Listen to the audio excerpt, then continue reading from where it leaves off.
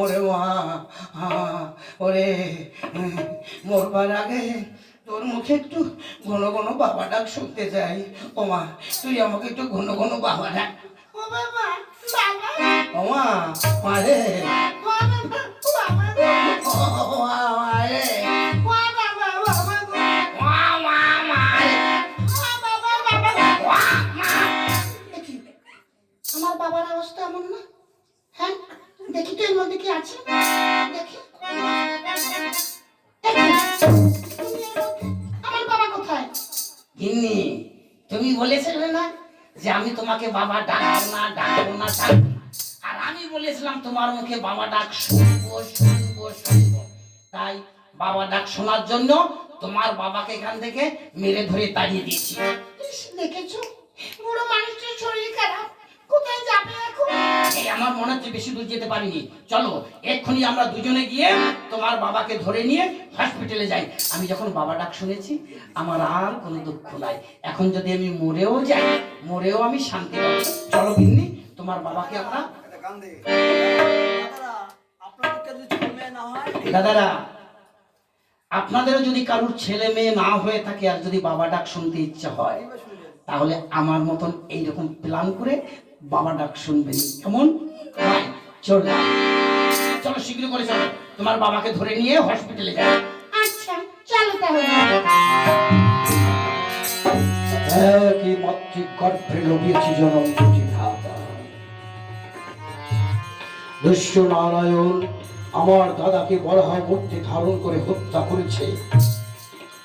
দাদার বিরহ আমি হাহাকার করে কাঁদি।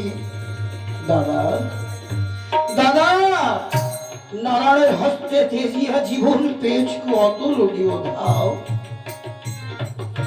অপেক্ষা করু দাদা, অপেক্ষা করু, আমি আসছি তবে।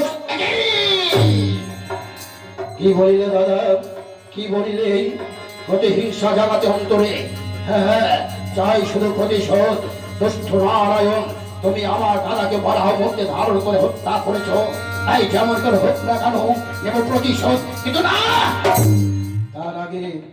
তার আগে আমাকে নিতে হবে অমর্ত্য বর। তাই বসবো ক্ষতস্তবে, দেখি আমি অমর্ত্য বর লভিতে পারি কিনা।